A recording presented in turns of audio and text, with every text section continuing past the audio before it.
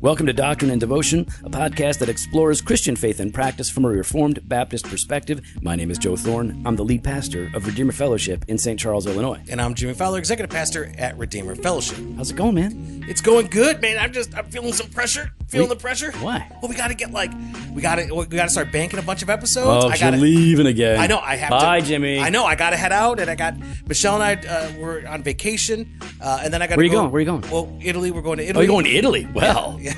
Whoa. Doing a wine tour with some friends of You're ours. doing a wine tour in Italy. We're going to stay in the Campania region. And listen, okay. We got friends that are in London. They're going to meet us there. And then I have to go to France for a business trip, and the Earls are going to meet us there. And then we're going to go through Paris. Ooh, Johnny Depp. He lives there. You should go say hi to Johnny Depp. I'll go say hi to him. Right. So yeah, really excited. Greg and Alice are going to meet us there, and then we're just going to... Whoa. What? Who's going? The Earls. No way.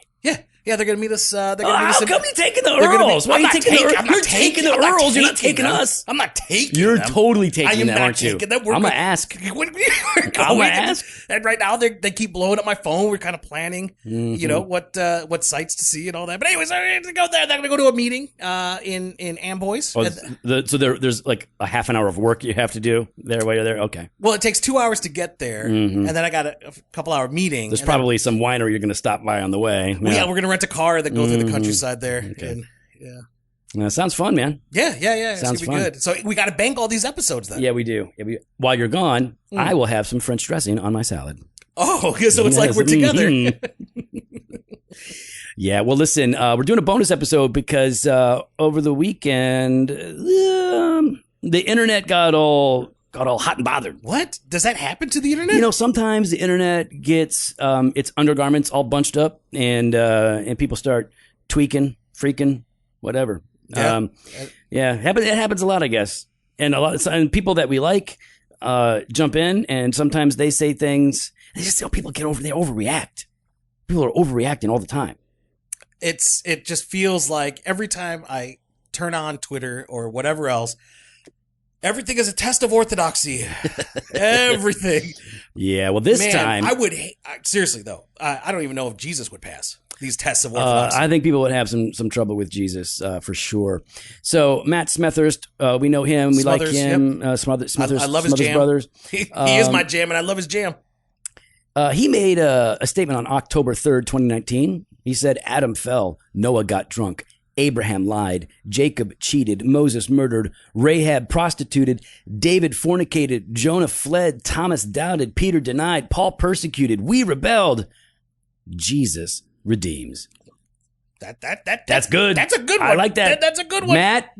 That's gospel wisdom right there. That's retweetable. Now, Rachel D. We like her. Yeah. Love what she has exposed. She put, David raped. It's important we get that right. So she's responding to when he said David fornicated. Yep. And she's like, not so much fornication. More rape, really. Yeah. And then somebody hit the nuclear button. It wasn't Trump. And people started losing their minds. As one does on Twitter. I mean, you would have think she said... something that I wouldn't even say, like something about David that would be completely unfair. But there are people that argue that what David did to Bathsheba was rape. And there are other people would say, well, maybe it's not rape, it's something else. And other people would, listen, you read some of these old commentaries, you read some of the old commentaries, and they're like, yo, man, Bathsheba was flirting. She's on the roof. She's stripping. She's bathing out there, hoping somebody's gonna see her. I've read people, and they really put it like that. She was purposely trying to tempt. Yeah. Like, hey guys, Bathsheba wasn't like ratchet and crazy. Okay, she was. I'm just saying, like y'all are acting like she is down to clown, and she was not. That is not the depiction that we have of her, right? So let's look at the account, Jimmy. It's in 2 Samuel 11, 2 through 5. That's 2, 3, 4, 5. 4 verses. Let's all freak out about it. Okay, I'm going to read this. It happened late one afternoon when David arose from his couch and was walking on the roof of the king's house that he saw from the roof a woman bathing, and the woman was very beautiful. And David sent and inquired about the woman, and one said, "Is not this Bathsheba, the daughter of Eliam, the wife of Uriah the Hittite?" So David sent messengers and took her, and she came to him, and he lay with her. Now she had been purifying herself from her uncleanness. Then she returned to her house, and the woman conceived, and she sent and told David, "I am pregnant." Let's make a few observations here. Yep. Okay. Was Bathsheba bathing on the roof? No, it doesn't say that. It says that he saw from his roof a woman bathing. Okay. So he could have been, a little peeping Tom. He was peeking. Yeah. He was peeking. He was looking down, and so it doesn't say that she was on the roof. It says that he could see her from his roof. Yep. You gotta stop saying that she was bathing on the roof, everybody. It doesn't say that. Yep. You're all so serious about, hey, only say what the scripture says. Well, let's start there. Yep. Stop saying stuff the scripture doesn't say. And also, David was like, who dat? Yeah. He doesn't know who she is. Yep. There's no relationship. He's like, who's that? They tell him. And so what does he do? He sent messengers. All right. And it says they took her. They took her. That right there is okay. pretty strong language. So they took her. She came to him. That's what a lot of people want to put. Well, she came to him. Okay. What do you think's going to happen when the king sends his men to take you and bring you to his chambers? You come to him. That's what you do. Mm-hmm. I don't know what else you would do. I don't know what she would do in that situation. Of course, there's lots of things that we would want to suggest, I suppose. But this is not a romantic hookup. That's not what this doesn't read like that to me. No. This is not. What is that? Is that 50 Shades? This is not 50 Shades. No. Is that am I getting the right reference? I don't read your girl books, man. I don't know what you're talking about. Oh, okay, yeah, cool. And cool, not cool, all cool. girls, but it's popular among women. Don't anybody start yelling at me. Don't Whoa, at me. Don't at me. Whoa! 50 Shades of Thorn. Okay, so is this rape? That's the question. Well, you got to define rape, and defining rape is really hard to do these days. Lots of definitions, but the Department of Justice essentially says, and this doesn't mean that this is the definition, I'm just picking one, right? Yeah. That essentially says, I don't want to get too graphic, but it essentially says that it is some sort of sexual activity involving penetration that is non-consensual. Okay, meaning like you don't want to do it. You're not saying I'm down for this. Something is happening to you. One person is a victim. Now, in this passage, Jimmy, how active does Bathsheba seem to you? She seems very, very passive. She's not active, and I don't really see that she's necessarily consenting. Right. Now, if you want to say she's consenting, you got to read that into the text. Yeah, I don't read that in the text. So do I have to say that she's not? Well, I don't have to say that she's not doing a bunch of things. If it doesn't say she's doing something, then I'm not going to say that she, you know what I mean? It's like, I don't have to say that she was wearing a rainbow clown wig because I don't have to say I don't have to prove that she's not doing that. Well, there's no show Did you of say her. rainbow clown? So wig? some clowns wear wigs and they're like those big afro wigs, and some of them are rainbow. Those like blue and red and orange and yellow and green. Uh-huh. Yeah. You never seen that? No, I have. I'm just wondering, that's a weird thing to bring into this situation. The point is, as ridiculous as that is, I don't have to prove what she didn't do from scripture because there's a million things she didn't do. Mm-hmm. You have to prove what you're saying she did do. There is no consent. Now, we've already said it doesn't appear to us that she's tempting David. All right. But here's the thing. Or anyone else for that matter. Rachel, follows up her tweet, arguing from 2 Samuel 12 when Nathan steps in, right? Yep. So she says, to start, when Nathan tells David the parable of the rich man who took the ewe, It's a you. David is portrayed as stealing, not as two people running off together. Bathsheba is portrayed as an innocent lamb that is slaughtered. That is the exact imagery for rape from the Old Testament. So she's making the case that this is rape.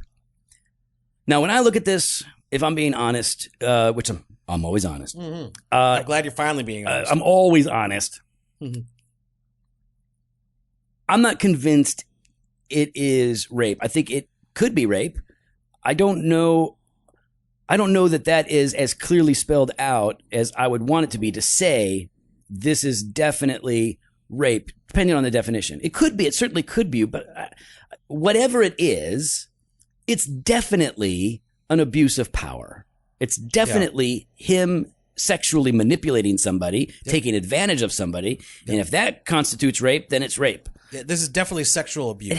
It has to be sexual abuse. Listen, you use your power, your authority. This is why when, oh, bro, sometimes I just want to leave the SBC. Oh, here we go. I just want to leave the SBC. You're going to talk about this one? I'm not going to talk about it. No, you can talk about it. Talk about it. You already mentioned it.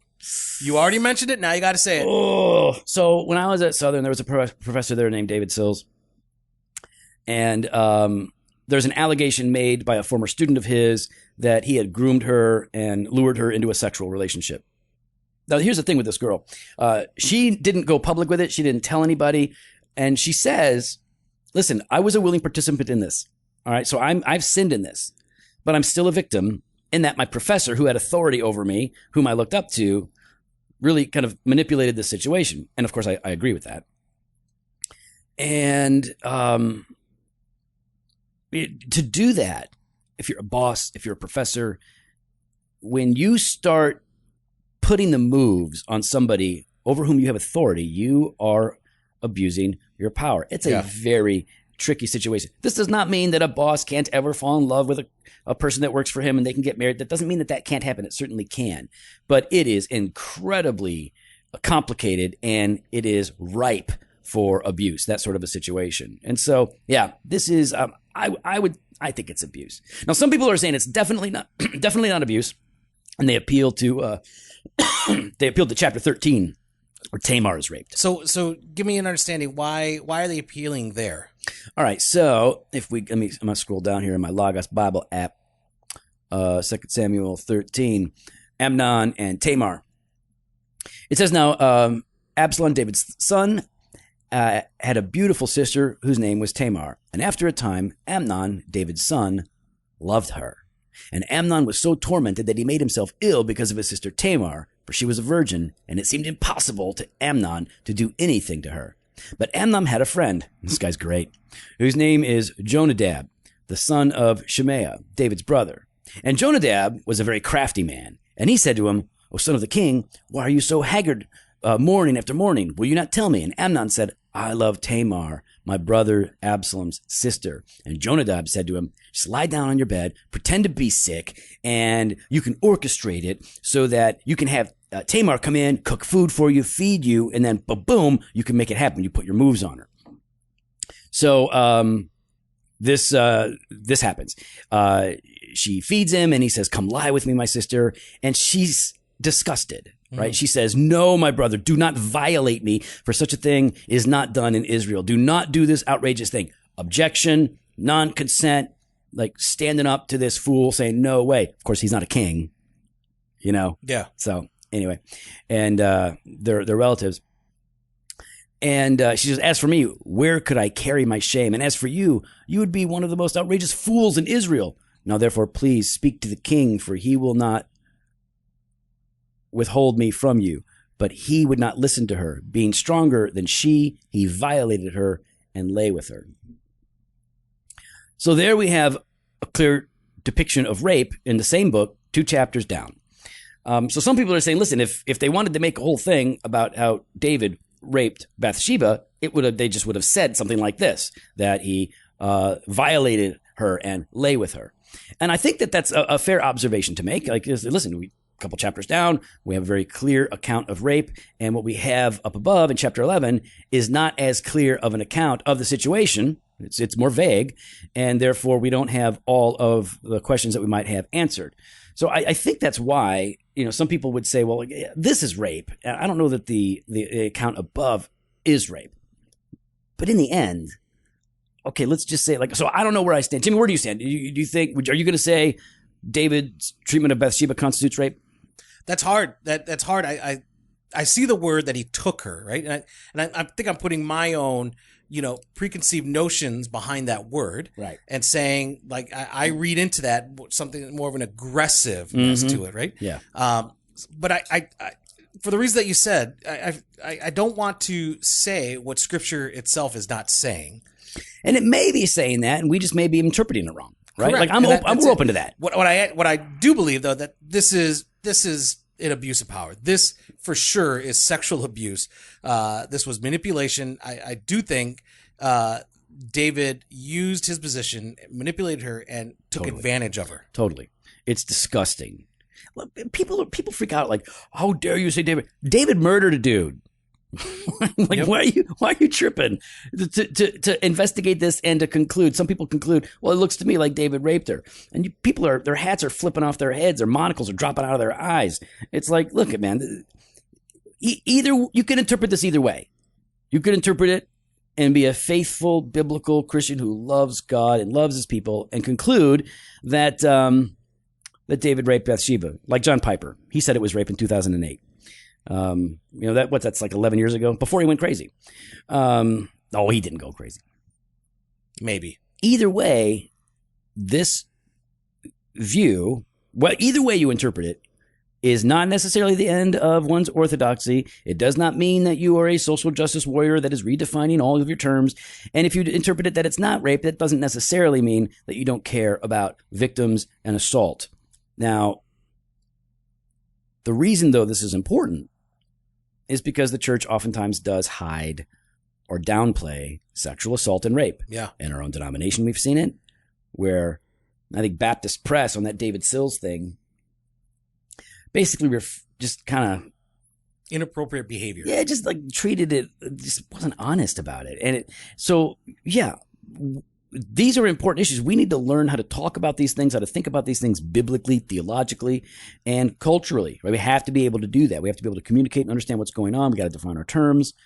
So this is important. We're not just whether or not David raped Bathsheba does not change the meaning of the story or God's redemptive work in David's life, but it is important because of how many in the church are dealing with the issue of rape. And I think we need to be honest. We need to calm down a little bit. A lot of people are looking foolish because they're so freaking out about this this interpretation. I don't think it's. Listen, people are raping and killing in the Bible. Yeah. If you can't see that many of the people that we look at and look to and read in the scripture who were used by God were miserable sinners like the rest of us. If you can't see that, I think we've got a problem. I think we've got a pretty big problem.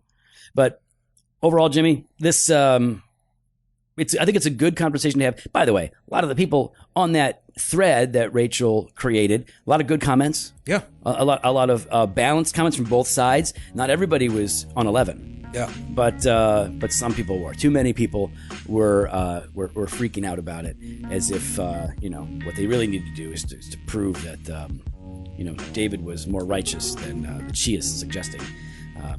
I don't feel the need to do that. I think most of us are happy to read the Bible and try to understand it and accept it for what it says and how it depicts God's people, which is never in the most amazing light. Well, we'd love to hear thoughts. You can follow us online on Instagram and Twitter @DocInDevo or on Facebook /Doctrine and Devotion. You can head to the website, doctrinedevotion.com. There you can contact us. You can sign up for the email blast or hit the store, jofostore.com, and grab some gear. Fresh pod every Monday and Thursday. Blog post on Wednesdays. Later.